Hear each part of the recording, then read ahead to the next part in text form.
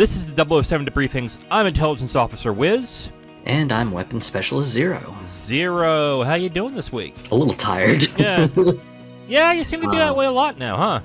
Things picking up? Yeah. Things are picking up. Just a client wasn't delivering all the stuff that we needed to do our work, and they finally delivered today, and it was just like, thank fucking Christ. Yeah. It's nice to see that your arms dealership is actually working out on the side. I actually very appreciative of that. So, we are here to comb the files of MI6 to go over the cinematic adventures of one James Bond. This week, Moonraker. Zero, this is a weird movie for a number of reasons, but I think the first thing that we should probably discuss before we get into a review, essentially why this was made. Apparently, For Your Eyes Only was supposed to be the next movie. But because Star Wars made it so big in 77, they pivoted to Moonraker. Yeah, it was just such a weird time. Just this sci-fi epic just comes out in the 70s, and it just becomes like this crazy gold rush of, oh my god, we gotta go sci-fi. Sci-fi's the hottest shit right now. Go, go, go! That really shows how much money and how popular Star Wars was at the time, because I think it stayed in the theaters for a very long time before it actually went into video at a certain point. So that's probably why they thought, oh my god, we gotta go sci-fi in this. Which we'll get into exactly how that turned out. So why don't we get into our mission objectives? And this is where we go through every part of the 007 experience to go over specific elements. And we're going to start with 007, which is James Bond, played by Roger Moore. His performance, it's good. I mean, it's not bad, or it's not excellent or anything. I think this time around, his humorous one-liners after something happened, they're a little bit more clever. So, I mean, the timing feels like it's better. I think this is Moore's best performance as Bond. But it's weird because of addition by subtraction. You mentioned this comedic side. I think the action parts are good. I think he is still as charming and suave as ever. But the one thing they did not show in this movie, which I think was for his benefit, was that threatening lethal side. In fact, a lot of times he's being one-upped in this movie. I think this is actually an improvement when it comes to Moore in this role. And I think if they continue this method of, let's just not show that side more and just stick with what Moore works well with, I think that's going to work better as movies go on. It's kind of a backhanded compliment that the best version of Bond is one where they take away stuff from him, but that's kind of how I feel about this. There's a reason why there's that axiom of sometimes less is more. I think that's ultimately what it comes down to. Just Moore's performance in this movie just feels better because by taking away some of the things that made his role as Bond a little bit on the weak side, they end up enhancing some of the stronger traits that he's got as a Bond character and everything. So we're getting to villains, and the first one we're going to start with is Hugo Drax, played by Michael Lonsdale. I felt Drax had sort of the cartoonish supervillain sort of vibe again. Seems to be sort of a running theme with some of the Bond movies, but also he's kind of excellent as well too, in a sense, because just he constantly pushes back on Bond with kind of always having the drop on him or having the advantage over him. Like, oh, I see you're trying to be cute there, Bond. Well, guess what? I'm 2 steps ahead of you. Sort of just kind of tilting Bond off of thinking that everything is rolling just to plan. For a good amount of the movie, it just feels like Drax kind of gets one up over him and everything. So it definitely feels like he's pretty good as Drax, but at the same time, this is more than likely a directional thing. But Drax does have the cartoonish supervillain sort of quality to him. I guess this is the era of cartoonish supervillain Bond villains. Yeah. I agree with the fact that he's very cartoonish, he's very megalomaniac-like in this film. I also think he's pretty boring, and it's mainly because he just sticks to that template. I do find it interesting that he uses political connection to one-up Bond, which I don't think any other of the villains did in these series of movies, which it could have been an interesting direction to go into, but then again, that would probably be a little more boring for, let's say, a more standard audience. The thing that I found odd is that he has a lot in common with Dr. Kananga in Live and Let Die, in that I think he's meant to be more calculating and an intelligent villain, but the film does a disservice by making him the villain right away. I would have liked it if they would have said, this multi-billionaire has done this for the government, it got stolen, and they don't know what's going on, and he's pissed, and the government's getting pressure from both sides to find this out, and then it's revealed towards the end Drax did it all along. I thought that would have been a little more interesting, but they show right away that he is clearly the villain and that he was the one that instrumented this entire thing. The other thing, I kind of like the villainous plan towards the end. I don't know, like, I like it in its silliness, but that's about it. His whole Noah's Ark master race supervillain plan, it's very cartoonish. It's just like, haha, I'm going to wipe the planet clean, and then I'm going to repopulate with my race of supremely effective human beings. They're perfect specimens. It's just got, like, cartoonish mad scientist vibes, like, especially when he finally reveals his, like, master plan. Yeah. He just kind of goes, like, full cartoonish supervillain about it. Kind of just gloating that his plan is perfect, no one can interrupt his plan. He really lays into it. And I mean, if you're kind of into the cartoonish supervillainy, I mean, it's not bad, but at the same time, it's just like, it is a little bit silly. So let's get into Jaws, played by Richard Kiel. Jaws, as usual, fantastic, a little bit goofy. I did find it interesting that towards the end, they did give Jaws a little bit of a heart, especially when Drax ends up going off on his whole, I'm going to make a perfect world and there'll only be a place for perfect human beings to be here. And of course, Jaws' girlfriend is a little bit on the short side. Jaws himself is a little bit on the tall side, not quite the ideal that Drax has, and it just sort of clicks in his head. He's like, oh shit. I'm not considered a perfect specimen. How soon before he throws me and my girlfriend into the airlock and flushes us out to space? And then just, boom, just Jaws becomes kind of like a sudden good guy. It's kind of an interesting sort of character development sort of saga for him, albeit a short one, but I thought it was kind of neat. I thought Richard Kiel was pretty good as Jaws. It wasn't anything like excellent or terrible, it's just kind of good. Yeah. I think Jaws is the better villain in this movie, to be completely honest. I do find the about face to be a little interesting, but the one thing that it showed as well that kind of annoyed me in the end is Jaws can talk. Yes. Which, I'm like, wait a minute, he can talk? What the hell?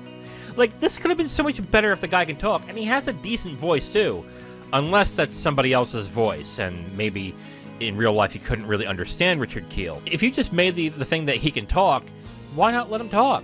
Make him goofy or make him whatever. It could have worked. But I guess as a goofball villain, he's perfectly fine. I find myself more disappointed by him than anything else. But I think he's the better villain of the two, which I think is kind of sad. All right, Zero, Bond girl, Dr. Holly Goodhead, played by Lois Childs. I thought she was a fun Bond girl, especially since she's a bit of an intellectual and she can push back and everything. I quite liked her for that sort of quality. As far as just Bond girl, she's not much of a fighter. That much is kind of obvious, but she didn't feel like she was in the movie too much. They peppered her in every once in a while. Well, she's in it more than, let's say, Aki from You Only Live Twice and Honey Rider and Dr. No. So I think she's a little more prominent than that.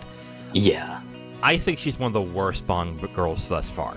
I think she's terrible. And not because of the character. I like the character. The character, like you said, is someone who is probably intellectually equal or even superior to Bond, and does get the one-up on him at certain points. My issue is the actress, which is Lois Child. I swear to God, either this is because of the poor direction of the film, or that she's just not that talented. But she has next to no emotion in this movie. There's a consistent tone throughout the entire film that she has where you cannot tell what she's supposed to feel because she sounds like this all the time. That is a very fair point. We're in danger, Bond. I am so angry at you, Bond. Like, oh my God, lady, a little bit of emotion, please. Thank you. Yeah, she definitely seemed a bit dry on the emotional front. So... Dry? Oh my God, dude, like the Sahara. Holy shit. Like, yeah, I was gonna say dry is putting it nicely, but yeah, just if you had to put dry as a quality, yeah, she's a bit kind of Saharan as far as the emotional department goes. Let's put it to you this way, okay? Jaws' girlfriend, who has no lines, and all she does is smile, shows more emotion than this woman does in this movie. And I'm sitting here going, oh my God, is she going to do it? And even in the end, when they're sleeping together, same exact face. Oh my God.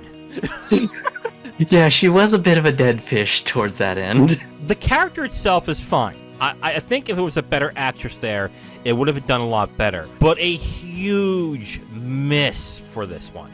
I did not like her at all. I thought she was incredibly boring. And it shouldn't have been. She should have been a very interesting character, much like the character that we dealt with in the last movie we watched, because they're kind of the same thing. They're kind of competitive, but they're also together. There's a little push and pull. But whereas Barbara Bach did a fantastic job with her character in that movie, she does a terrible job in this movie. So I thought she was terrible in this movie. Huge miss for me. Spy action. So spy action, mostly this one is all right, but when you get to the end, you can tell they were just trying to cram in as much sci-fi and special effects as they could, especially like the big scene with NASA's like military unit trying to take on Drax's unit. It's just like a laser light show everywhere, and you're just like, oh, so this is where most of the budget for the special effects went. All right. I get it. So it's Thunderball in space, I see. The first 3/4 of the film isn't that bad, but yeah, there's not a lot of action. There's some fist fights and some boat chase sequences, which are not bad. But what I liked about it was more about gathering intel and spycraft more than it really was about anything else, which I thought was all right. That's pretty decent. But for that all to work, the final fourth of the film has to work. And it doesn't. And it's because of what you just said. Because of the laser light show and all the sci-fi elements that made it a little ridiculous at the end of the movie. I'm kind of two ways on this. I don't know if they could have went more campy and just went a little more ridiculous, and then probably would have been like, it's the less serious Bond, whatever. Or if they probably made it a little more serious in a way, and maybe not made it in the space. A lot of it just seems a really silly in the end. And it just didn't really fit for the rest of the film, I think, or for even the rest of the series. Pretty much just it goes from like pretty standard Bond movie with your fist fights, your vehicle chases and whatever, and then just right when you get into the space sequence, it just goes from like 3 to 11, just right on the turn of a dime, and you're just like, we've got a big old space battle scene with lots of laser light show special effects. We've got laser blasters being used in the space station. It gets a little bit ridiculous. If you're into sort of like the cartoonish supervillain shenanigans, I guess it kind of works, because Drax is kind of over the top with his whole I will make the perfect human race sort of bit that he's got. Maybe it kind of works out, but I think, much like you said, just it sort of just goes from like 3 to 11 just right away, just with the action stuff. The spycraft stuff ain't too bad. It's kind of neat seeing Bond use some of the tools that he's got to his disposal in interesting ways. I kind of like the explosive dart launcher and him using that in a clever way to get out of the malfunctioning G simulator device that he was strapped into and everything. Yeah. So lots of clever uses of some of the gadgets. It's not in like a completely corny way either, because I know some people are probably going to be a little mad at me for saying this, but some of the Pierce Brosnan movies, some of the Q gadgets that he gets to use, they end up kind of being like a Deus Ex Machina escape out of jail card, instead of, just going, shit, how do I get out of this situation? Shit, oh man, I'm gonna have to get clever. And that's what this sort of had feeling of. It was just when he had to use some of the gadgets in sort of a non-standard way, Bond seems very clever about it. That's kind of how I feel overall with the spy action stuff. So let's get into theme song and opening credits. The song is Moonraker, composed by John Barry and Hal David, performed by Shirley Bassey. Thought the Bond song was okay. It's a little better, but not by much, from the previous film. It's kind of hard to top Live and Let Die from Paul and Linda McCartney. That's going to be a hard one to top for a while, unfortunately. Or if you compare it to Bassey's other songs, Diamonds Are Forever. Yeah. This felt like, the way I put it in my review, it felt like a standby. Like where they had something they wanted, they couldn't get it, so, well, here's this, so let's go. Both the opening credits and theme song kind of felt like, this is good enough, which, okay, fine. Yeah, it's fine. Compared to, like you said, Live and Let Die, Diamonds Are Forever, Goldfinger. Yeah, it leaves a lot to be desired. Okay, Zero, so we're going to get into our conclusions, so why don't you go ahead with your conclusion? I will say mission accomplished, but by a very thin margin. Mostly because I feel most of the movie's okay.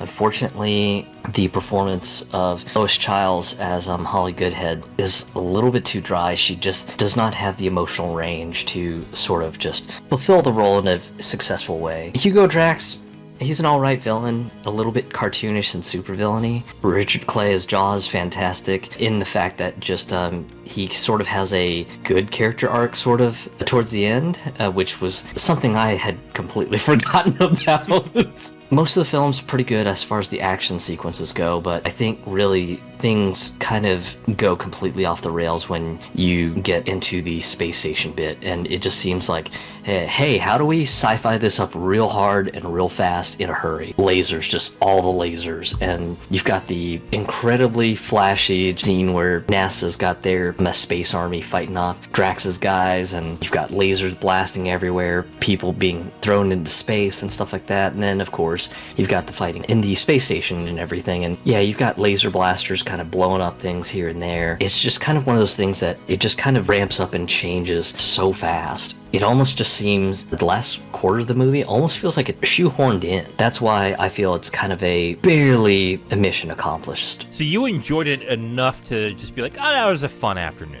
But other than that, nothing special. Okay. Nothing special, and I think mostly it's unfortunately due to just Lois Chiles being a bit too dry for a Bond girl, and then just the final quarter of the movie just going completely hard sci-fi from kind of a spy thriller movie. So this is a complete mission failure for me. I was enjoying parts of the film. I don't think it's a terrible film, but the problems the film have, there's so much of them that it's kind of hard for me to recommend it. And it's funny, one of the only things that I kind of liked about the film was Roger Moore, and only because they took stuff out. But that, I think, is a good thing. I think that they start realizing that, okay, he's not good at this, so let's just massage that out of there and let's just keep it going from there. And if they do that, great, I think that's better off. You talked about Lois Chiles. I think she was terrible as the Bond girl. I think the Bond girl as a concept that they had here was a very good idea, but they wasted a perfectly good name on this actress, which it was like, oh God. Like, I hear Holly Goodhead, and I'm like, you remember me from last week? Oh my God, I'm so excited. A Holly Goodhead? This is great. I wish that Lois Chiles had a little bit more of an emotional range, because she could have been as fun as like Pussy Galore, in my opinion. Pussy Galore was so fun. Yes. Oh my God. She was so fun. I think the main villain was also pretty much a copy paste of the other megalomaniacal. My God. The other cartoonish villains on the Bond canon, leaving really Jaws as the more interesting of the two, which Jaws doesn't talk, so that's kind of bad. I think you mentioned it too, the final fourth of the film where they had it in space. I wasn't feeling that either. I felt it was kind of off for the rest of the film. So yeah, this is a mission failure for me. I'm a little surprised that you are giving it a mission accomplished, but I guess if you enjoy the elements that is going on, well, you liked the main villain, correct? I thought he was a little bit silly, but I thought he was okay. Okay. I mean, that's good, but yeah. I mean, I don't think he's like terrible or excellent. It's just kind of good. Yeah. I mean, we talked about this as well on the last review. What I'm starting to notice with these Bond films is that there are just different styles and tastes of Bond films, where I thought they do the same thing over and over for 25 films, and then I'm left puzzled going, how did this last so long? But clearly that isn't the case, because this isn't going to be a more campy, kind of funny, kind of goofy kind of Bond film, which there are fans of, which people like, which great. I think that's a great thing. Again, mission failure on my part. I was pretty disappointed by it and kind of dumbfounded on some of the decisions that it made. And you are a mission accomplished? Yeah, but by a very, very thin margin. Okay, so me and Zero are split. Very thin mission accomplished for Zero. Mission failure on my part. Now, if you want my full review on this movie, you can go to my website at IamTheWiz.com. You'll have my full written review right on the site, along with a link to the video that has this review that you just listened to. Thank you for listening to this review. If you want to know what we're reviewing in the next couple days, you can look on the screen right now to see what's coming up next. If you liked what you heard, go ahead and leave a like on this video. If you want to discuss your opinion on the film or the review itself, please leave a comment. And if you want to hear more subscribe to the channel. Thank you again for listening. I will talk to you next time.